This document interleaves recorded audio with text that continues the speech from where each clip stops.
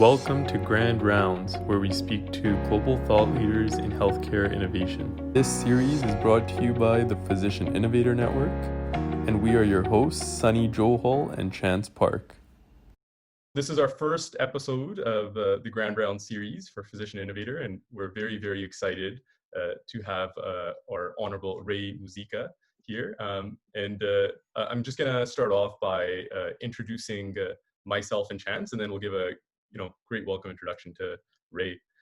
So myself, I'm an emergency physician in the Vancouver area, and I'm involved with leading this Grand Round series, which is new, and this will be your first episode. I met Chance, who is very, very passionate about physician innovation, and as a trainee, he's really led and started this organization under the guidance of Sophia and Alexandra Greenhill. So Chance, do you want to give a few words to introduce yourselves? Sure, yeah. So like Sunny said, currently a trainee third year medical student at UBC.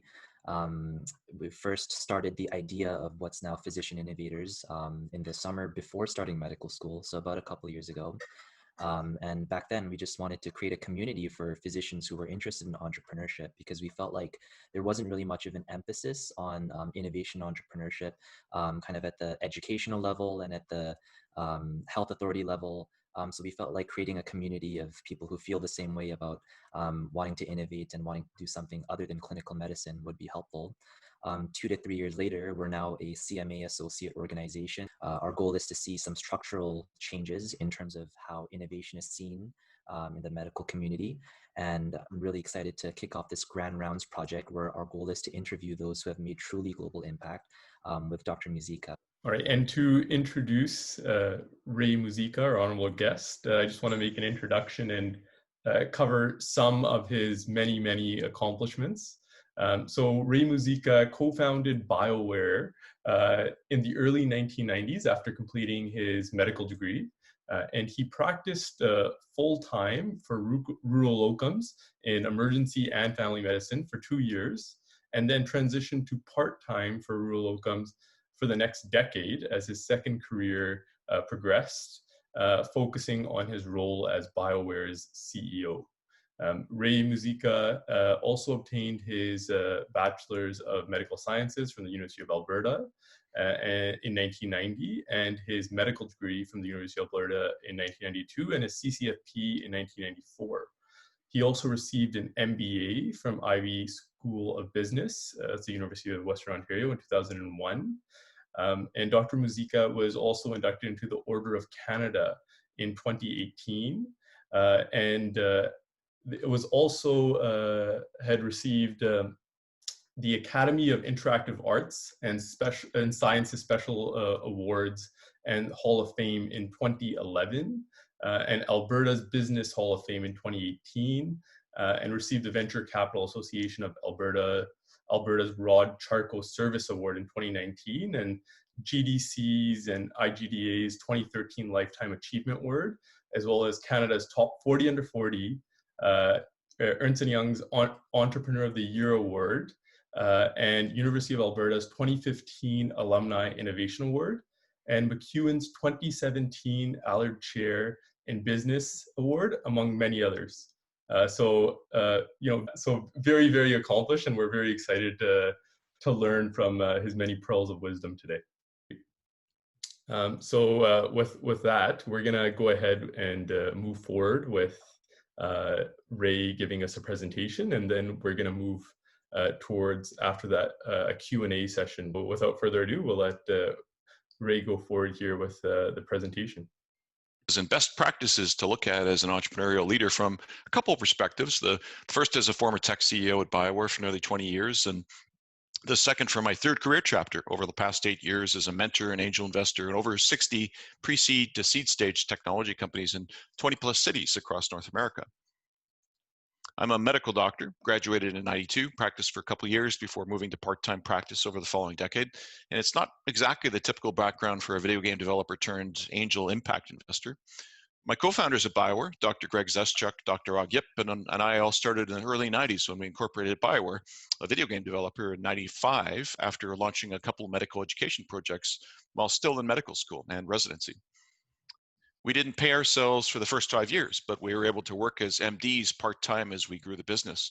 Despite some tough times in the early years, we didn't give up. We grew steadily, first one team, then two teams, then three teams, steadily growing, and we reached 3 locations by 2005 or so.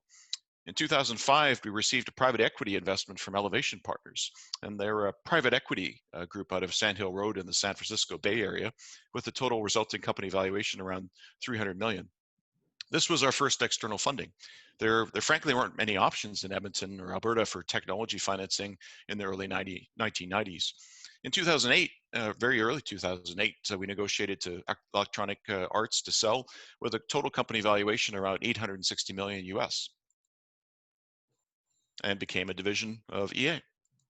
It was definitely a fun experience to go from a small private company to one that was private equity funded and then running a division of a large public company. We had lots of interesting experiences during that journey. I got to push the button to open the NASDAQ exchange when we launched our Star Wars massively multiplayer online game, The Old Republic. As you can see, we did the part and got into our Jedi robes.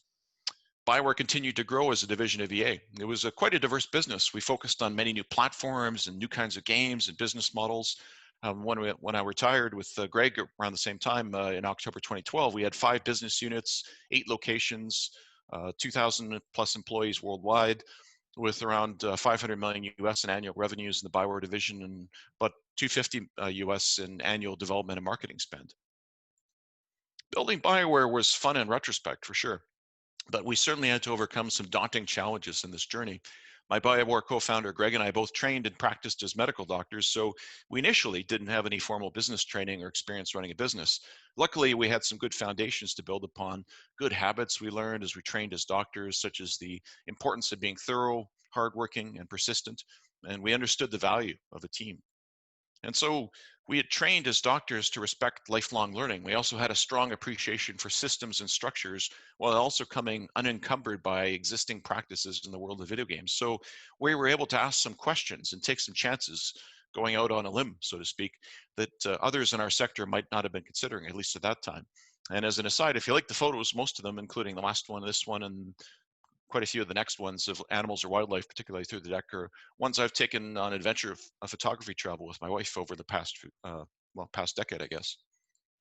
We always tried to keep on learning. I think that's something that's vital for entrepreneurs as their businesses scale.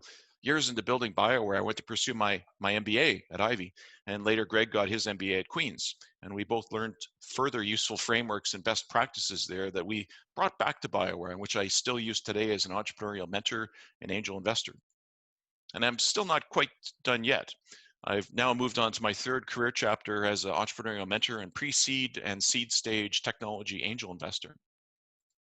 For the past 8 years, I'm now in my 3rd career chapter. I mentor and I angel invest in entrepreneurs, and I get to see a lot of different leadership challenges at different stages and in different kinds of businesses, from IT and new media to medical innovations to social enterprise. I founded and chair a mentorship program at the University of Alberta, the ThresholdImpact Alberta Venture Mentoring Service. And I also participated in a number of creative destruction lab streams, 6 this year, in Vancouver, Calgary, and Toronto. This year I'm doing 3 health streams and 3 prime streams. Prime is general technology. I was also, until recently, the chair of the Alberta Research and Innovation Advisory Committee. I served a couple terms until this fall on the University of Alberta Board of Governors, and I participated on a number of private company boards. Most of them are portfolio companies. Through these challenges, I found that most businesses run into the same sorts of operational challenges around leadership that we did at BioWare. Social enterprise and impacting are relatively recent concepts. Impact investing focuses on companies, social enterprises that have both financial goals and social goals, or the triple bottom line of people, planet, and profit. I'll invest in companies that are good financial investments so that I have more to invest, and I had also consider investing in companies that have less financial return, but which offer stellar social returns. The criteria I look at include the social goals and the financial goals and the probability of both being achieved. One simple way to look at this is a 2x2 of the magnitude of the impact per person versus how many people will be positively affected, as a simple way of assessing ROI, both socially and financially. As an impact angel investor, I seek to invest in companies that can achieve both financial and social returns. And I believe that socially oriented companies, which are well aligned with their markets, can actually achieve the same or perhaps even better financial returns as the best pure for-profit businesses. Social goals are diverse and include categories like health, education, environment, agriculture, and clean water and food, microfinancing, entrepreneurial acceleration, minority rights, democratization, and many more. 8 years in now, I'm just starting out my journey as an angel impact investor, an entrepreneurial mentor and advisor. And to be clear, I'm still very much in learning mode.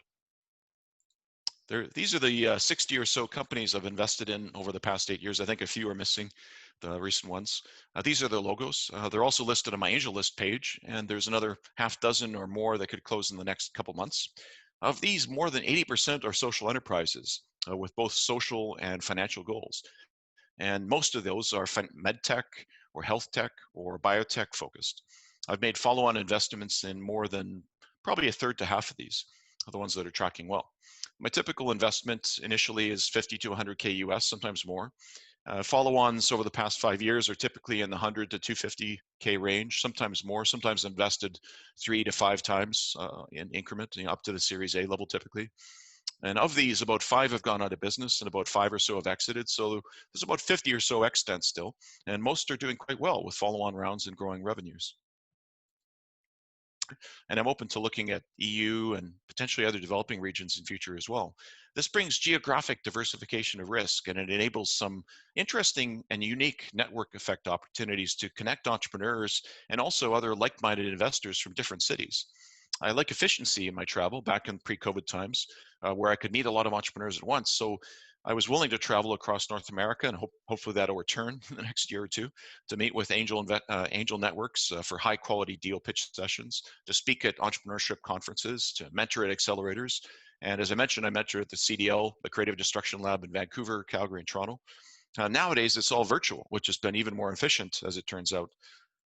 Although Zoom fatigue is a thing, I can say that as well. I would be remiss to not note that that I think this is the highest risk category of investment you can likely make, either as an investor or as an entrepreneur. I mean, these are early stage, often with unproven markets, often untested entrepreneurs, at least in some cases, long time horizons, extremely volatile outcomes, technology risks as well, market risks. Also a high potential return. But most of these investments won't return anything. That's the reality of early startup investing. And you need a portfolio of 20 or 30 or more to increase the odds of success and diversify. Interestingly, as I mentioned, many of my teams are doing very well, perhaps with even more opportunities than the past in these COVID times. I invested in a lot of distributed technology teams, remote patient monitoring as a category, for example, which are well positioned to thrive in this new virtual world. I'm open to basically almost any city outside San Francisco, although I do have a few portfolio companies based around the Bay Area. And my thesis there is I'd just be another angel amongst hundreds or thousands who's had similar sized exits there. But in a city like Reno or Halifax or Edmonton or Calgary, or even Seattle or Vancouver or Toronto, I'm somewhat more rare and perhaps more valuable to stakeholders in these ecosystems. And I think in aggregate, the entire North American ecosystem sums up to something like the scale of the Silicon Valley in terms of potential opportunities. And generally, at least historically, almost always at better valuations and with less hubris than in the Valley. And you're seeing a lot of teams now move out of the Valley to other regions as well, which is a very interesting trend. My thesis as both a former entrepreneur operator and now as an angel investor in technology scale-ups is that operating under a framework like the one I'm going to outline in the rest of this presentation enables more effective innovation efforts, which are at the core of the value proposition of the teams I now invest in. I believe that the rigor of implementing effective organizational behavioral systems, structures, and processes, and the creation of and maintaining a healthy organizational culture will allow teams to effectively launch disruptive or innovative new technologies and reach their customers more effectively. Now, let's dig into some best practices in entrepreneurial leadership and mentorship that I've learned during my past 3 career chapters. Applying these concepts will help both entrepreneurs and investors in those teams. One of the most important things a leader, either an entrepreneur or an investor mentoring an entrepreneur, can help their teams with is around focus.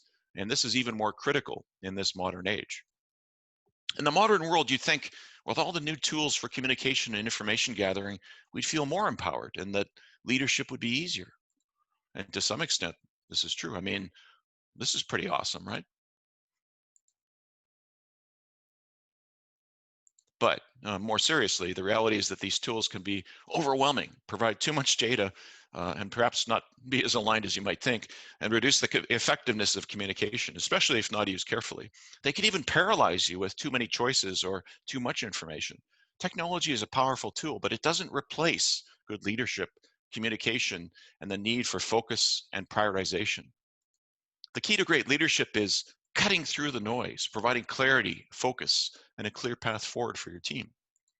There's lots of great resources. For example, business books that can help you inspire your team and inspire yourself to this end and help you focus your efforts. I have a recommended reading list in the blog section of my Invesco website at ThresholdImpact.com, where I provide examples like all the books that I've included in this talk and many, many more. I think I've recently updated it up to 75 or more. I've recently updated it so it has books on leadership and marketing and financing and strategy and sales and operations and analytics. So check it out. With the knowledge we acquired in hindsight at BioWare, I now have a better understanding of how we did it, which I try to relay to the entrepreneurs I work with and mentor. To provide clarity and focus to our teams to enable them to succeed, one way that's a great way to start is by providing clear and consistent core values. I think this is one of the most enduring attributes of leaders. Clarity in what you consider important, and perhaps even more important as a corollary to that, is what you don't consider important. We consider this to be one of the most important onboarding steps at BioWare for new employees. If your team understands your core values, they're more likely to make good decisions that are aligned with those values. At BioWare, we identified 3 key stakeholders, each equal in priority. The first was our fans, our consumers. And the way we framed this was as quality of our products, and that was for the people who bought our products. The second key stakeholder was our employees, and this is equal priority. So all 3 of these are not ranked in priority order, they're all equal. The way we framed this was quality in our workplace for our employees. And the third, equally important key stakeholder was our investors. Initially, that was just us. That was just our employees. We had every employee at BioWare had options or shares, and we didn't have any external investors for the first 15 years until we got private equity. So we didn't have angels other than Greg and myself putting all our life savings into the company and maxing out lines of credit. And we had all of our employees. So we thought of our employees and ourselves as investors. Entrepreneurship was for our investors and our shareholders, thinking not just short term, but long term to ensure that BioWare would be hopefully around for years to come with great employees making great games for our loyal fans. The way you can look at this is together, this helped us create a balanced, sustainable business around for the long term, dedicated to our mission and our vision. These stakeholders aligned with our core values, quality in our products, quality in our workplace, and entrepreneurship, were in the center. And we're going to elaborate on this a little bit later in the presentation. Resources and time balance against quality and scope. We also added core values of humility and integrity, representing being honest with yourself and with those around you. Core values are most important when facing tough decisions, like how to balance quality for life for employees with hitting key delivery dates for investors while maintaining quality for your customers. It's not easy. Aligning around a common inspirational vision is important to any leader. We continually evolved our vision at BioWare over the years, and you'll find you have to evolve your vision every so often as well.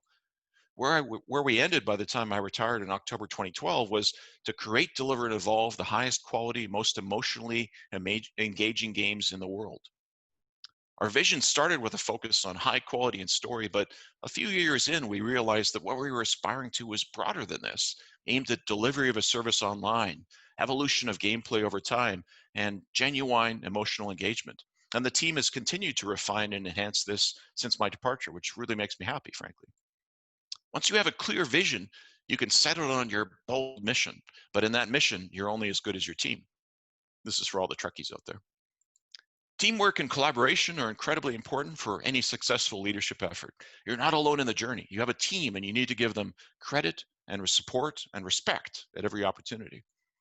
In Good to Great, Jim Collins talks about the bus as an analogy for teamwork. This refers to having the right people in the right seats and recognizing as the business scales, sometimes people require different roles. Strong teams are diverse and provide a range of different perspectives. Leaders also need to grow as the business scales, and they need to embody and live the core values. They need to exemplify the work ethic, and they have to be passionate about fulfilling the vision and the mission. culture is incredibly important. Without the right culture, your best efforts as a leader will fail. As I've said, you and your organization are only as good as your team, and culture permeates and affects everything about the team and the organization. And it's hard to directly shape culture. It's formed by an interaction of people and systems and processes. It's the shadow you leave behind as a leader, and it reflects how well you follow through on your core values and vision, both in terms of how credible you are and how well you communicate these concepts. A healthy culture has the structures and systems and people all in balance, delivering the company vision and mission in the context of the ever-evolving environment. In a healthy culture, you can lead more effectively. Culture is incredibly powerful when it's aligned. It's like rocket fuel, and it can take you anywhere you need to go. Of course, rocket fuel is also highly combustible, so if your culture is broken, you might get something rather unexpected. One of the things we realized early on is that you need to spend time on your structures and systems and processes to help shape that culture. Then they must necessarily change as your company grows and scales. In terms of structure, we started with a single team. We went to 2 teams, and we ended up with a matrix structure in Edmonton, Montreal, and Austin, with projects on one axis and departments on the other axis. By 2009, we were a label within EA, ultimately with 5 business units and 8 locations by 2012, with $500 million USD in annual revenues in the BioWare division. And our structure was designed to allow us to tackle new markets, new distribution, new business models, and consistently deliver at BioWare quality with centers of excellence across a much larger organization. As you think about culture, and as you look for opportunities to evolve your structures and systems to solve problems that arise as you grow, always trust everyone on your team, but at the same time, make sure to use your wider perspective to occasionally go deep and help your team check the oil. You'll be surprised at what you occasionally find, and you'll have the perspective to see how some parts of your organization aren't fully aligned. And you'll also encourage your team to redouble their efforts, since they know that you're paying attention to the details as well as the strategy. And this applies to investors too. I conduct a rigorous diligence folder review, a legal review, plus for financial terms, I strive to achieve a value investing framework. I'm more inclined to date to pass on interesting opportunities if I see unmitigated risks versus investing knowing there are risks which could blow up. So I bias towards the air of omission versus the air of commission as an investor. And that's it's out of a book called The Book of Value by Anurag Sharma, if you're curious. However, be careful of not becoming a micromanager, either as an entrepreneur or as an investor. You'll lose the engagement of the team, and you'll also miss important strategic opportunities. It's a fine balance to trust, but also verify. Fortunately, there's a leadership style which allows you to navigate providing advice, teaching, instructing, and coaching. And these are the 3 pillars of mentorship on the right-hand side of the slide. On the left-hand side, you'll see a management style known as transformational leadership, which I learned about during my MBA, which combines 6 different behaviors into a balanced, sustainable approach to management. And if you search for transformational leadership on the internet, there's going to be lots of great articles that come up and talk about these different categories. Why is mentorship important to entrepreneurs and to investors? This chart from CB Insights, an investment research firm that tracks private company investments and acquisitions, shows how companies typically fail based on an analysis of 101 companies' startup postmortems from the past 2 years.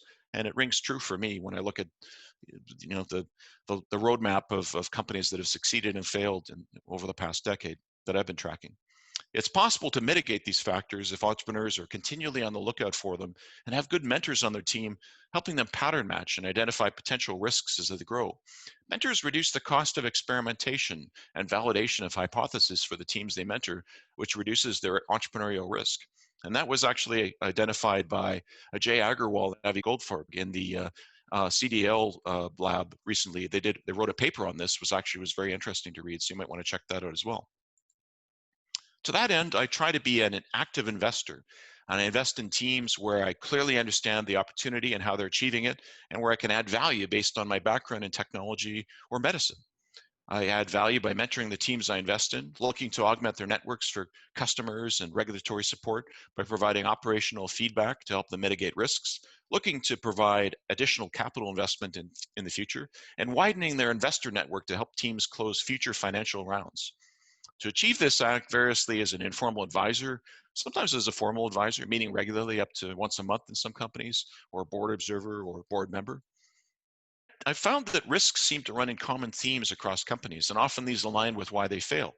I can mention a few that I've encountered many times in different categories. For example, intellectual property not being adequately protected, technology gaps, the team missing key roles, founder hubris, that's a big one, the company burn rate too high too early, too many competitors, a red ocean, a lack of market understanding or market capabilities lacking, the product market fit being unclear, or structural issues such as no shareholder agreements or no reverse vesting for founders or other legal risks. Sometimes these can and are being mitigated. Other times I've outright passed on investing because of known risks which aren't being resolved or sometimes even acknowledged by the founders. So having invested across 20 cities spread across over a dozen province and state jurisdictions across North America and the US and Canada, I've also seen some patterns of geographic themes. For example, universities with a history of IP licensing issues, employer-unfriendly jurisdictions, jurisdictions where the very rule of law is at risk, countries where there's currency risk outside North America, or by city. For example, in some more nascent markets, the lawyers not using market legal investment structures, making future financing rounds more difficult and creating easily avoided legal risks or hidden downstream restructuring costs. Some ecosystems have more mature incubators and accelerators than others, and so on. In general, both as an entrepreneur and investor, you need to focus on building a healthy team through active team building practices around recruitment, retention, and engagement. This applies to investors and entrepreneurs alike. If you don't actively develop your teams, either from the inside or from the outside, you won't be successful, either as an entrepreneur or an investor. At BioWare, we actively developed our teams, starting with selective hiring and then programs to engage, retain, train, and advance high achievers. I've learned as an investor that a core part of achieving great outcomes, along with a lot of great luck and timing, and achieving great product market fit, is having the right team. And you need to display strong leadership and clear communication to lead your team forward. In terms of systems, incentives are really important to maintain that engagement, which is essential to achieving team goals. Realize that different people are motivated by very different incentives, and thinking about the right incentives is always important for your organization. This involves two parts. First, you need to set up and measure and define the right things by setting up the right metrics. And here I'm talking about the concept from good to great, about knowing what your organization's economic engine or hedgehog key metrics are, as also discussed for different stages of companies in lean analytics. If you understand what's important to you, then you can set up clear metrics and telemetry around that so that you can analyze and track and continually level up and improve. Once you've got the metrics in place, you need to ensure you set up the right incentives, personally aligned with what individuals in your team value. Drive and PeopleWare are a couple of very good resources in that regard. And I found we did some training with my team early on to identify values, things people value in terms of incentives. And different people value different things. For example, utilitarians value money and stocks, so you pay them more. Everyone needs a certain amount to live. Utilitarians value it above all else. Theoreticals value knowledge and education, so you can reward them with training, conferences. Individualists value recognition, so you can try and recognize their successes and achievements publicly. Socials value social engagement, enabling more social interaction through conferences and talks. Traditionalists value being part of a group hierarchy, so give them a title and a role and a clear structure within a group. Aesthetics value art and beauty, so give them art, allow them to decorate their workspaces. Communication is also critical as you scale. It's how you ensure that everyone's aligned on the vision and the mission. It's one of the key processes that helps you successfully scale along with your systems and your structures. Now, communication can be challenging at times. It's hard to be both direct and respectful. A key part of good communication is actively managing conflict, listening carefully to everyone on your team and all your core stakeholders, and seeking to resolve conflict while simultaneously integrating in your key stakeholders' feedback where it's appropriate. Certainly don't ignore the core ideas behind the feedback or your team will become disengaged and they'll stop providing it. There are also some tactical elements, seem innocuous, but they're really important to implement in areas as seemingly mundane as running good meetings. Details matter, and your team will learn from you as a leader in how you run your meetings, so try to do some of these best practices. Have an agenda, take notes, stay on topic, ensure people are paying attention, and start and end on time. We had a unique situation at BioWare where we worked as a team, starting as a team of 3 co-founders. Our partner Og left after a year to return to medical practice, and Greg and I were co-CEOs for many years before we evolved our roles to where I became the chief executive officer and Greg became president. To succeed in a partnership, communication was always key. We needed to be constantly talking. We used hot seat leadership with shared offices and joint reports, with our primary secondary responsibilities clearly defined so that the team knew who their manager was. We had some division of labor, but we also had lots of crossover, which allowed us to share responsibilities when we were traveling or when we were busy on specific projects. When you're presenting, thinking about the story you're creating and trying to make the presentation engaging for your audience is really vital. A great book in this regard is Resonate by Nancy Duarte, or her prior book, Slidology. Basically, she teaches how to engage an audience and how to present a message clearly and effectively. And when you're presenting externally, positioning and other books by Rees and Trout are some classics on marketing communications. Financing is an area that can be challenging for any business, particularly so for capital-intensive businesses like health or biotech, and very challenging for folks who are scientists who are trying to become entrepreneurs. Health and biotech are particularly challenging because they require a lot of time and dollars to get through clinical trials and regulatory requirements. If you raise equity financing, be careful who you raise money from, as this can make or break your company. Often companies which raise equity financing once will need to do multiple times as they grow, so you want to seek the right partners who can help you get to the next level and raise money aligned with key milestones or value inflection points, which will justify new rounds at progressively higher valuations. Try to follow standard market terms. Always do reverse due diligence on your investors and pay what's required to get great legal advice. It'll save a lot of money downstream. Public large companies that have access to capital sources not available to large teams have their own challenges. Of course, for scaling startups, there's also other sources of capital such as debt, grants, crowdfunding, and more. There's resources which can really help you no matter where you're at in your entrepreneurial journey, both in terms of raising capital and also in whom entrepreneurs attract to their board and investment group. Smart money, as I mentioned earlier, that the study by Jay and Avi, it provides operational and governance expertise, and it also facilitates capital raising in future rounds and reduces the cost of experimentation.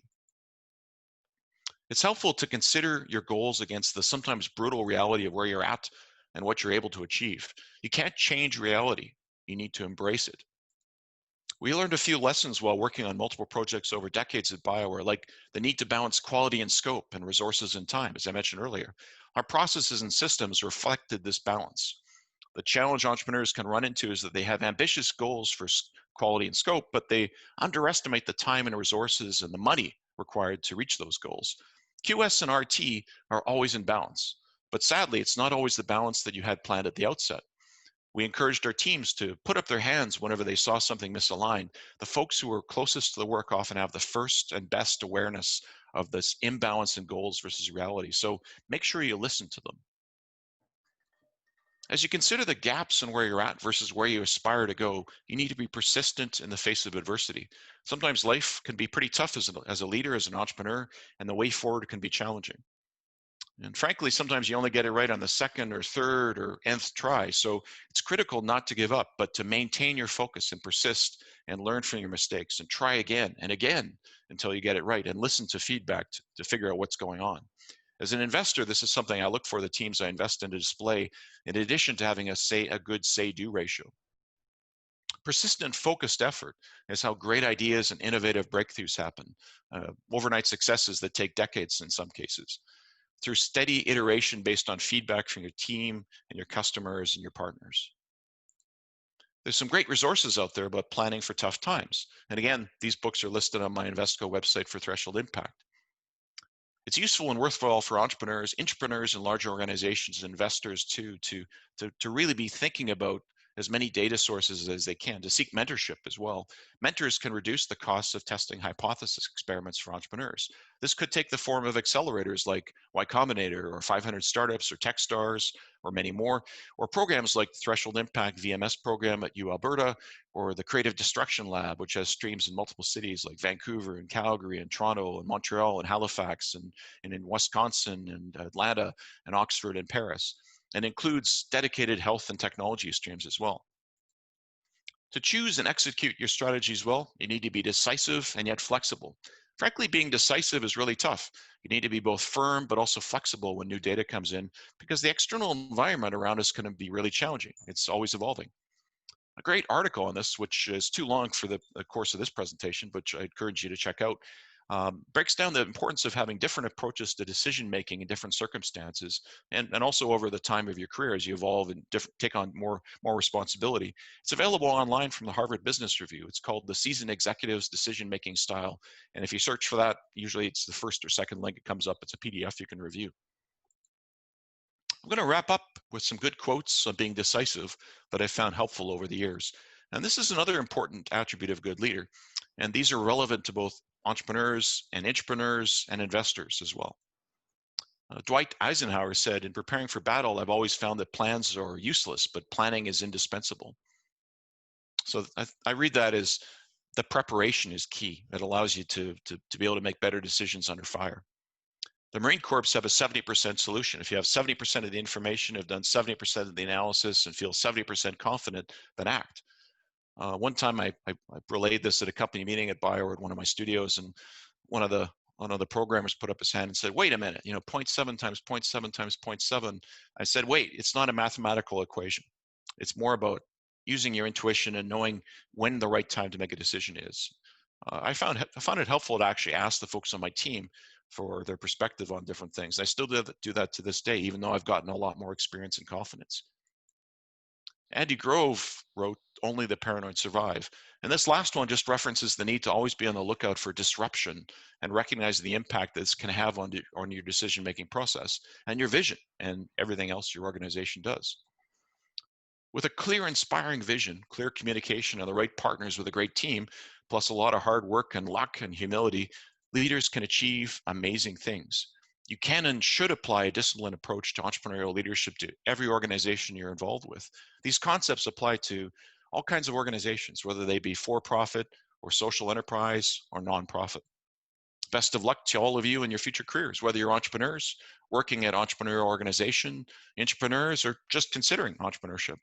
And feel free to reach out to me either on Twitter, or there's a contact email on my Invesco webpage at Threshold Impact. And now I think we are going to turn it over to some questions. Thanks. Dr. Muzyka, thank you so much for that amazing presentation. Very insightful. We're just going to kick it off with some questions now. So first off, I wanted to ask, and I'm sure many are wondering, what led you to pursuing entrepreneurship, and more specifically, what led you to creating a company in the video game industry? Like, were any of your co-founders, whom are also MDs, savvy in programming or game design prior to going onto this journey? If you can speak to some of that, that'd be great. Yeah. So I don't think it really, for me at least, and I don't think for Greg or Og either, we hadn't really thought about becoming entrepreneurs. We were focused on becoming doctors in med school. In the early 90s, Greg and I initially started out doing medical education software, and Og as well. We were self-taught programmers, particularly Greg and I, and all three of us medical doctors, as I mentioned, all in the same class. So we did a couple education projects in the medical space. One was an acid-based physiology simulator.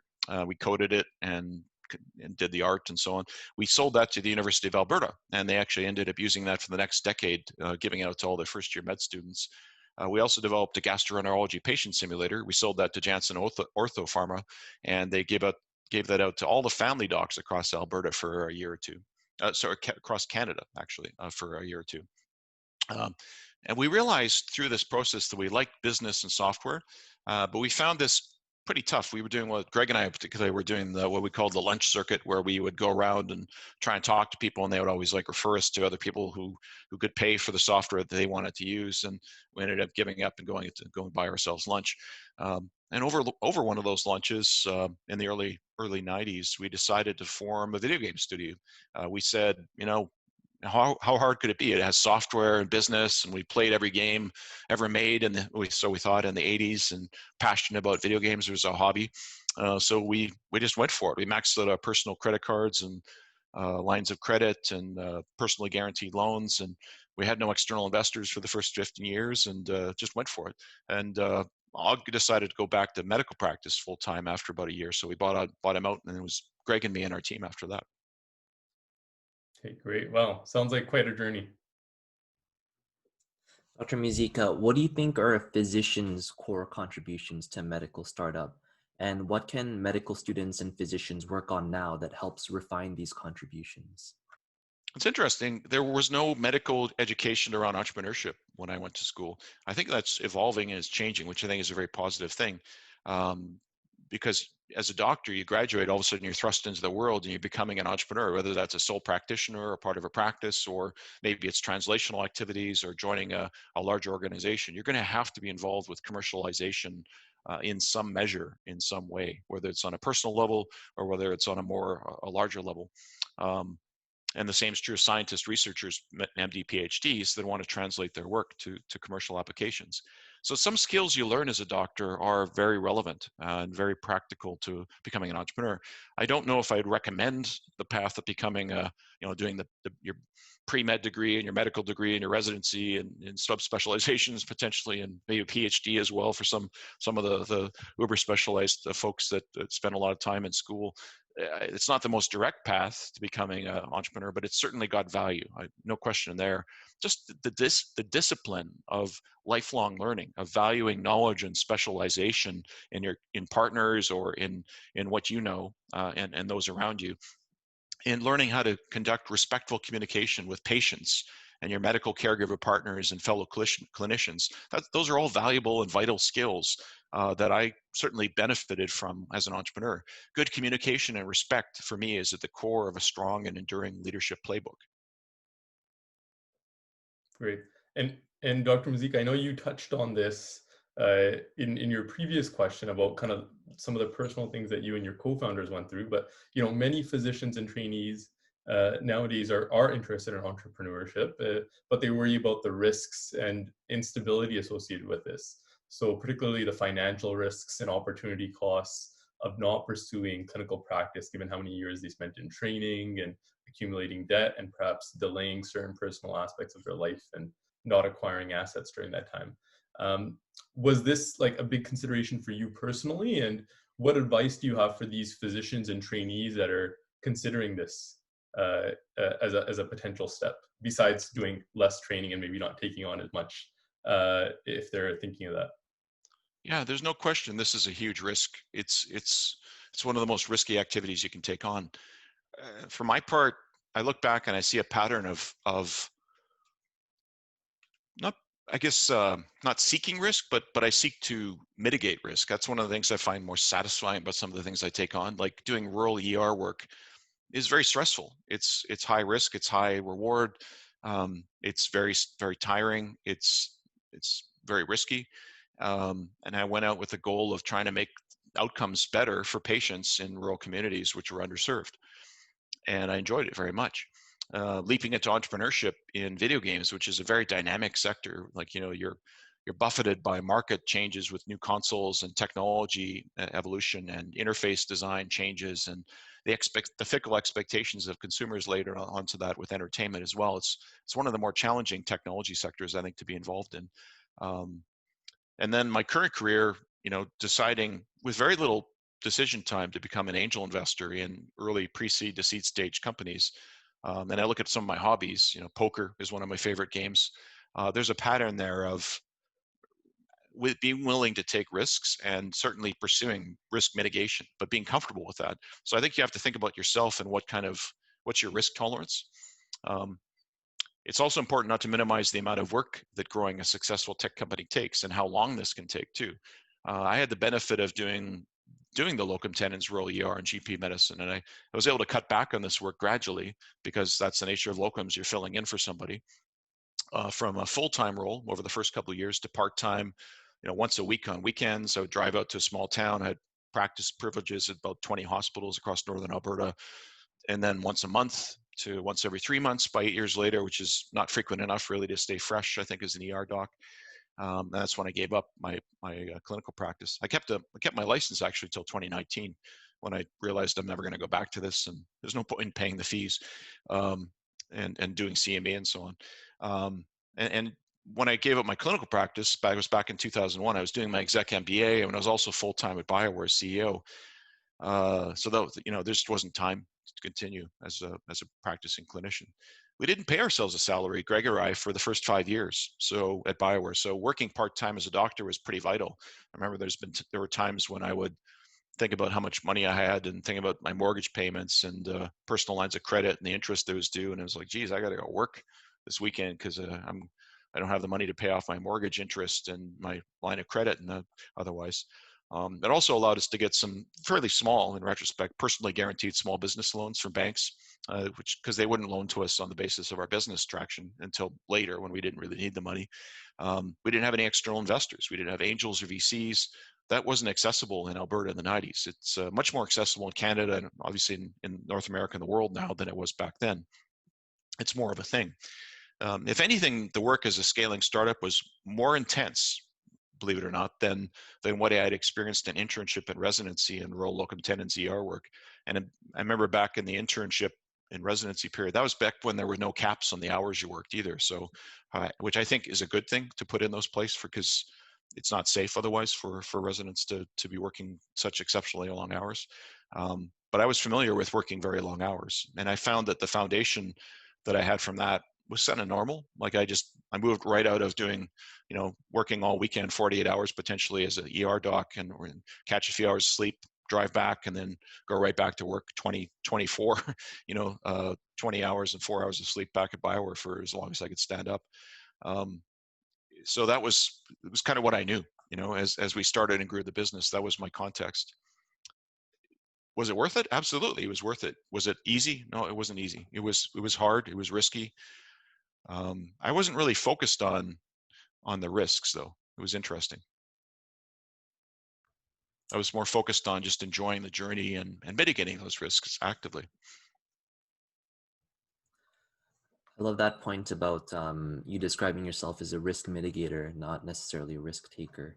Yeah, it's interesting. Just on that point, someone told me once, when I described my hobbies and what I'd done to, I was talking about investment. I was talking about entrepreneurship, deciding to do it, over the course of a lunch and, medical school, just kind of jump in. And then I chose one of the more stressful kind of roles you can take. ER is challenging, as Sunny knows, and rural ER, is you're the only doc within 100 miles. You have a small team of nurses, EMTs, and some radiation techs and so on. And you got to triage sometimes some hairy stuff. You have 20 people come in after MVA and you got to prioritize and triage. You have a cardiac arrest and stroke and a sick kid coming all at the same time. You got to kind of manage it. It's and somebody said, you must like risk. And I said, no, I despise it. I hate risk. I just kind of shuddered. I said, I like mitigating risk. And for me, that was kind of what it all clicked of like, yeah, I like bringing order from chaos. I like helping figure out patterns. I like helping lead a team forward to bigger things and working with smart, passionate people to do good things for the world. And Dr. Muzyka, when was your aha moment when you knew you had to give up practicing medicine for your entrepreneurial pursuits? Describe us the day and kind of the thoughts going through your head. It's kind of crazy, but I never had that kind of moment.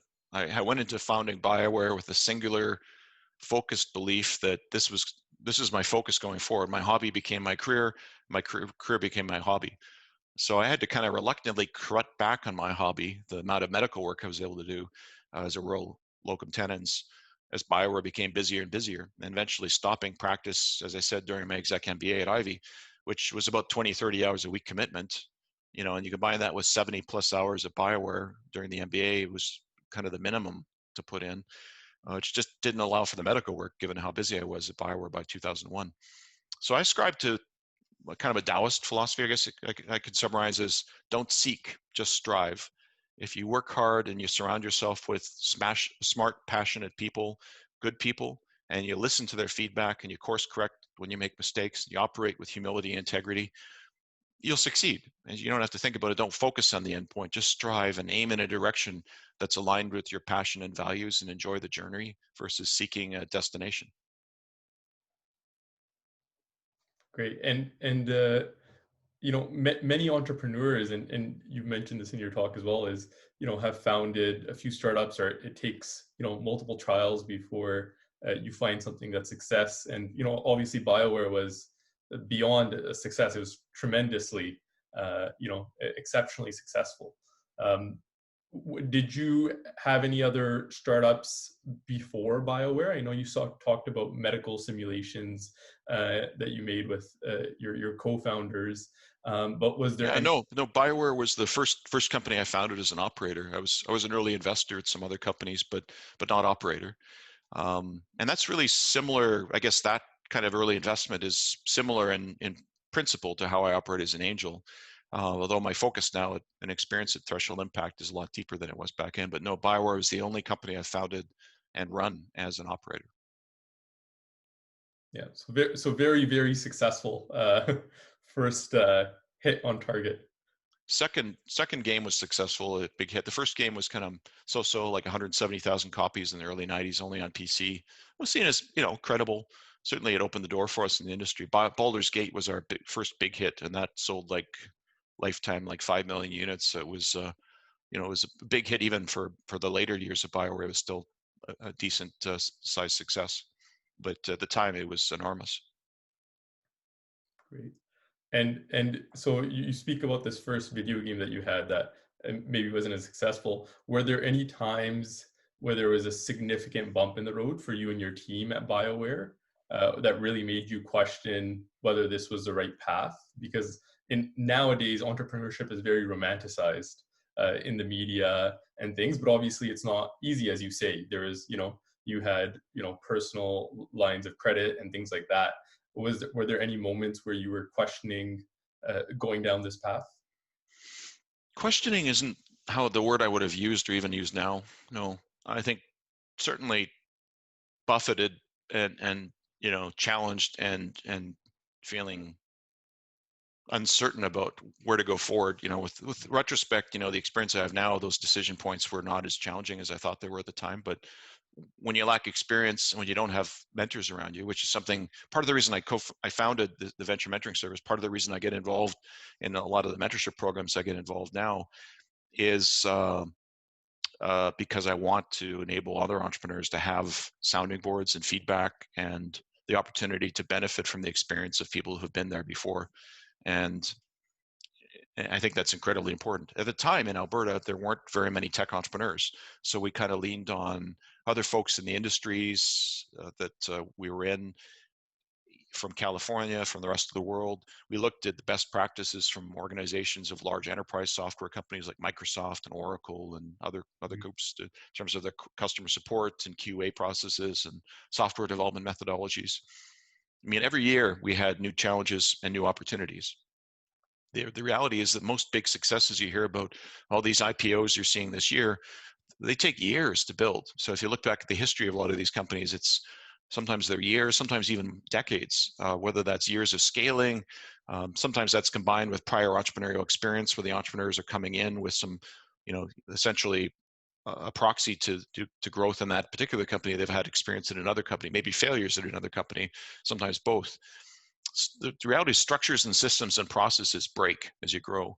I actually relish seeing that and identifying ways to help improve that, help ameliorate the systems and help make the culture stronger through those challenges. And one of the areas that I find with all my teams, regardless of the industry, organizational behavior, like structures and systems and processes and HR and culture. It's one of the areas I enjoy working with the entrepreneurs in my portfolio and with teams I mentor. Great. Amazing. And we understand that you didn't go from full-time doctor straight to full-time entrepreneur. You had this buffer period of working a little bit part-time. Mm-hmm. Do you think fully quitting medical practice was important for your entrepreneurial success? And also, did you think you picked the right timing regarding this? And what were the reasons to continuing to practice part-time? Well, I did it. I didn't do it because of a strategy. I did it because I love medicine, but I love BioWare and entrepreneurship more. So I kept doing the medical work in part because I enjoyed it still. And so my hobby became my career and my career became my hobby. The fact we didn't pay ourselves salaries for the first 5 years was a necessity from that perspective too. It was a way to actually make enough money to keep in soup and beans and pay off our mortgage. in the early years, we were able to fund payroll with some of the work we did, but that rapidly, within a few months to a year, that became impractical. And because the scale of the team was, hundreds of people, and obviously you couldn't make a difference on that with your work on the weekend anymore.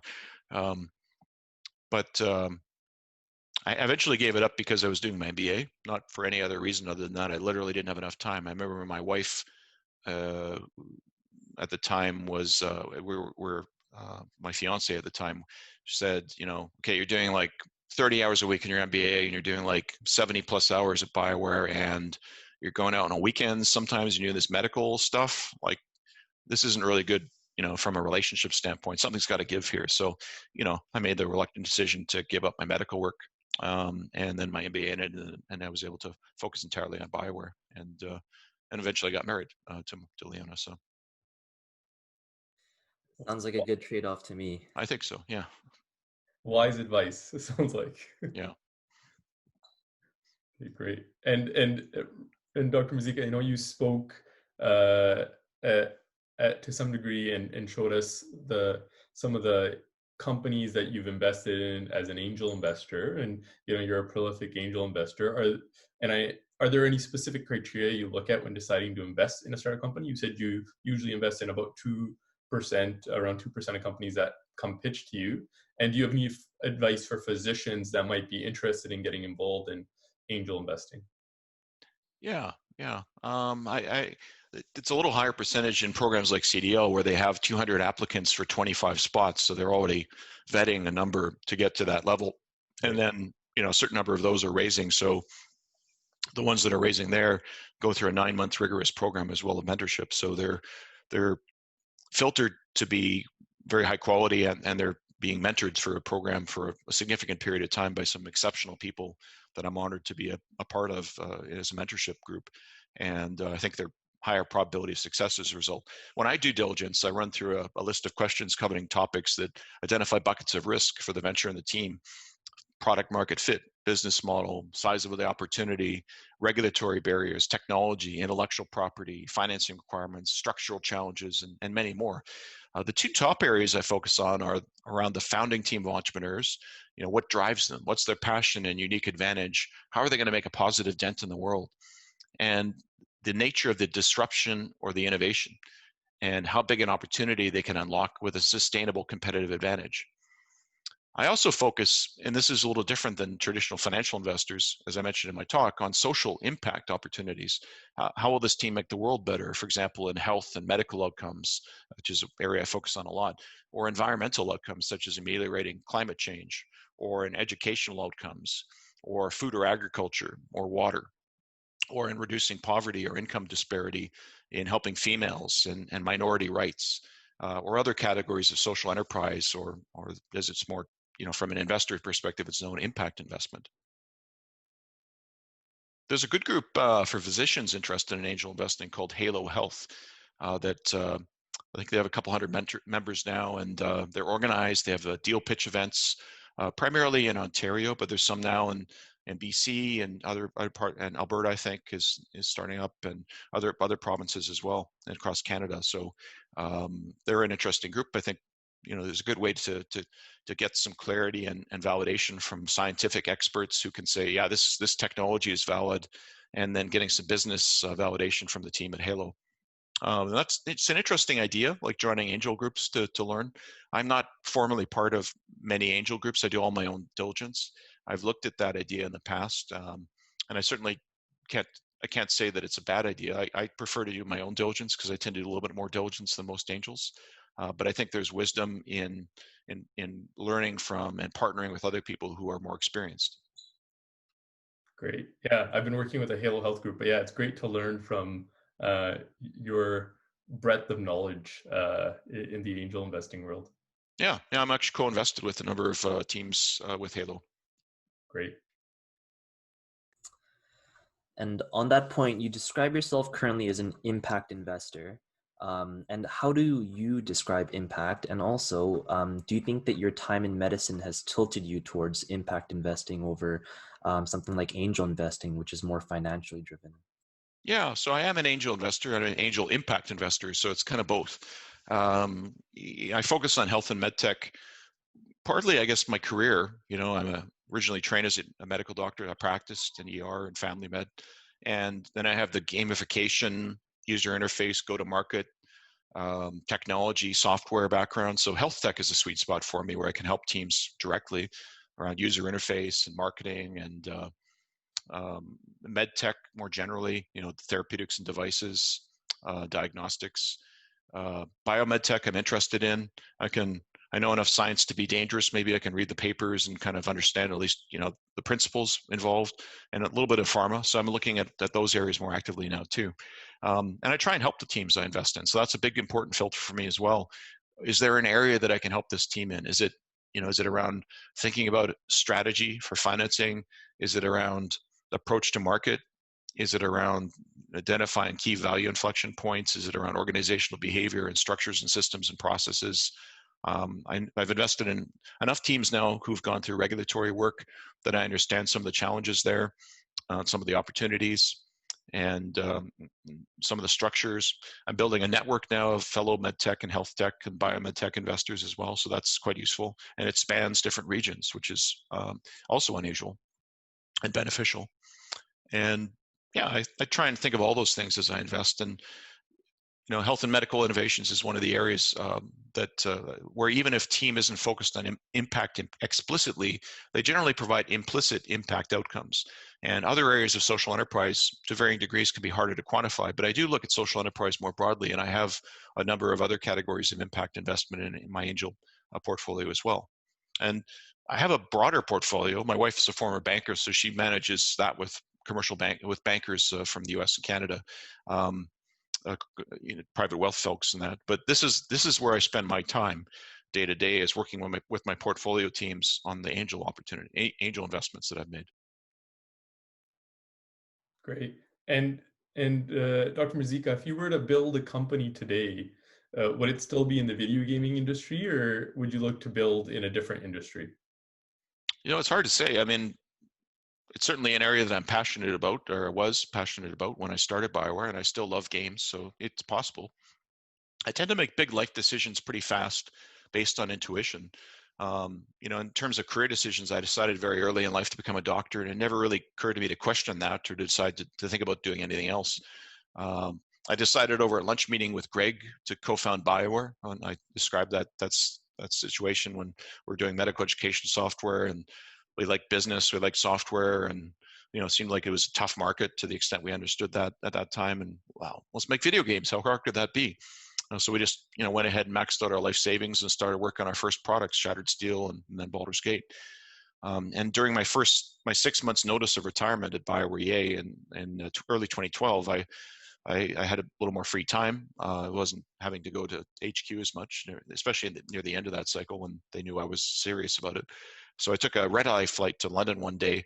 So I took a red-eye flight there and a red-eye flight back so I could go back to my business meetings at BioWare and EA to basically attend an impact investing event organized by YPO's Social Enterprise Chapter. And I flew back inspired to found Threshold Impact as soon as I retired and focus on impact investment in social enterprise, my third career chapter. So I seem to know when it's the right time for me to do something, and I just launch into it and do it.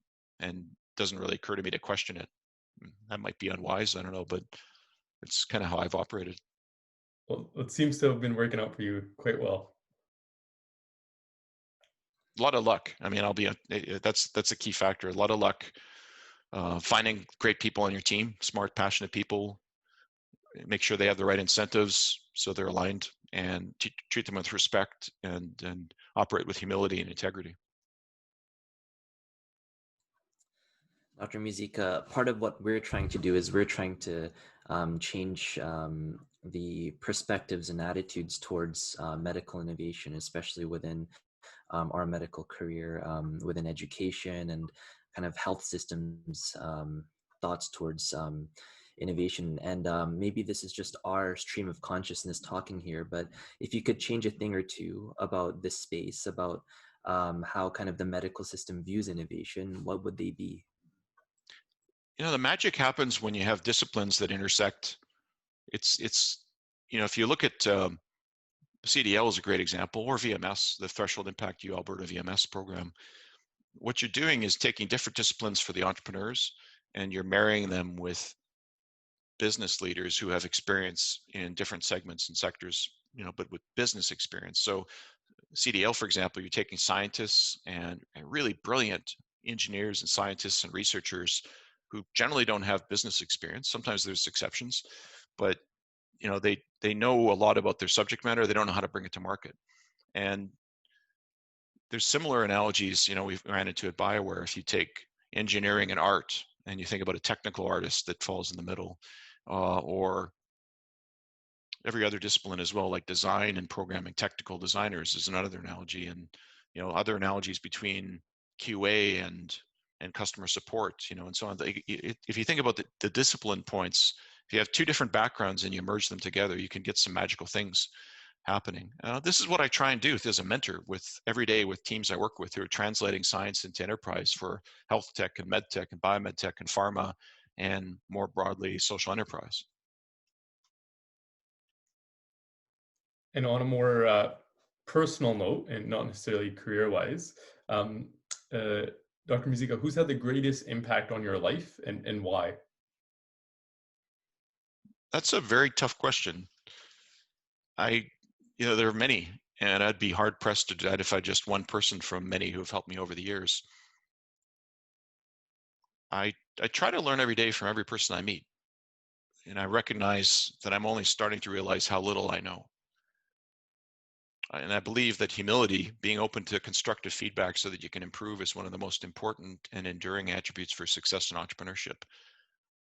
And in this career chapter, I'm trying to serve as a mentor and provide feedback to the teams I work with to help them reduce the costs of testing hypotheses as they take bold risks as entrepreneurs. Great. And I'll let Chance ask something here. Yeah, one last question. So you mentioned that one of your partners that you co-founded with, Greg, joined you in this entrepreneurial journey, and then another co-founder, I believe his name was Augustine.